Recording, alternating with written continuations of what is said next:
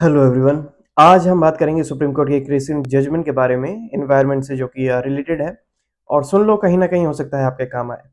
ये जो जजमेंट है वो एनवायरनमेंट प्रोटेक्शन के बारे में है, जिसका बहुत से लोग एडवांटेज भी उठा रहे थे अभी तक। देखो, हमारे देश में एक रूल है एनवायरमेंटल क्लियरेंस सर्टिफिकेट का।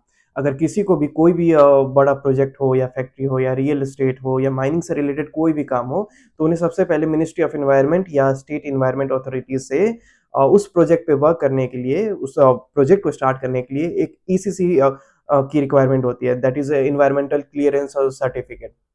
और ये लेना मैंडेटरी होता है। लेकिन इसी में कई लोग ईसीसी लिए बगैर ही अपना कंस्ट्रक्शन या फिर जो भी वर्क है वो स्टार्ट करवा देते हैं। सेंट्रल गवर्नमेंट ने 2017 में एक नोटिफिकेशन इशू किया, और जिसमें ये मेंशन किया कि जो लोग पहले ऐसी गलती कर चुके हैं, यानी कि बिना ईसीसी लिए कंस्ट्रक्शन का काम स्टार्ट कर देना जिससे इन्वायरमेंट को खतरा है, वो 6 महीने के अंदर अंदर ईसीसी के लिए अप्लाई कर दे। और सेंट्रल गवर्नमेंट उन्हें एक्स पोस्ट फैक्टो ईसीसी दे देगी। मतलब अगर काम पहले शुरू कर दिया है तो कोई बात नहीं, अप्रूवल जो है वो 6 महीने के अंदर अंदर ले लेना। जो कि एक तरीके से वन टाइम चांस दिया गया था उन सभी लोगों को। मद्रास हाई कोर्ट में भी गवर्नमेंट के द्वारा ये क्लैरिफाई किया गया कि ये सिर्फ एक बार का ही रिलीफ है, बार बार इसे क्लेम नहीं कर सकते, बार बार इसे नहीं ले सकते। लेकिन 2021 में फिर सेंट्रल गवर्नमेंट ने फिर से एक office memorandum, that's called OM, OM issue किया 2021 में, जिसमें फिर से बार बार लेट अप्रूवल को अप्रूव करने का कॉन्सेप्ट सामने आया। दिक्कत जाके यहां से स्टार्ट हो जाती है, बार बार अप्रूवल देने वाली। ये मामला सुप्रीम कोर्ट में गया, और फिर सुप्रीम कोर्ट ने इस केस के अंदर कुछ क्लियर मैसेज जो है वो सभी लोगों को इसी केस के थ्रू सेंड किया। सबसे पहला ये कि डेवलपमेंट एनवायरनमेंट के अगेंस्ट जाकर नहीं किया जा सकता। जहां दुनिया भर के लोग आफ्टर द वर्ल्ड वॉर 1960-1970 से काफी कंसर्न है एनवायरनमेंट को लेके, वहीं पर इंडिया जो है वो तुलनात्मक रूप से थोड़ा पीछे चल रहा है पर्यावरण एनवायरनमेंट प्रोटेक्शन को लेके। और ऐसे में ऐसे प्रोजेक्ट्स को अप्रूवल मिल जाना is not justified. The court believe that environment की protection is itself a part of development. Environment को बचाना भी एक डेवलपमेंट का ही इंपॉर्टेंट पार्ट है, एक इंपॉर्टेंट कॉन्सेप्ट है। और जरूरी नहीं कि डेवलपमेंट सिर्फ बिल्डिंग या माइनिंग से ही हो। कभी कभी हमें एनवायरनमेंट को भी माइंड में रखना चाहिए, हमें प्रकृति को भी माइंड में रखना चाहिए।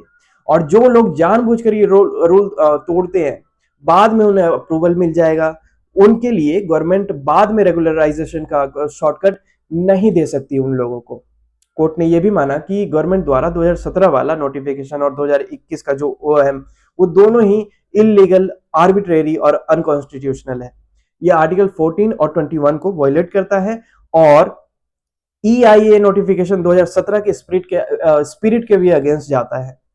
इसी केस में सुप्रीम कोर्ट का फाइनल ऑर्डर ये था कि 2017 और 2017 वाला नोटिफिकेशन और 2021 ओएम दोनों को ही स्ट्रक डाउन किया जाता है। और आगे से सेंट्रल गवर्नमेंट कोई भी डॉक्यूमेंट या सर्कुलर या ओएम इशू नहीं कर सकती जो x post facto ECC allow करे। लेकिन जो ईसीज ऑलरेडी 2017 और 2021 के अंडर दे दिए गए थे, उनको अब डिस्टर्ब भी नहीं किया जाएगा। यानी कि ये ऑर्डर रेट्रोस्पेक्टिवली एप्लीकेबल नहीं होंगे, ताकि उन लोगों को भी तकलीफ ना हो।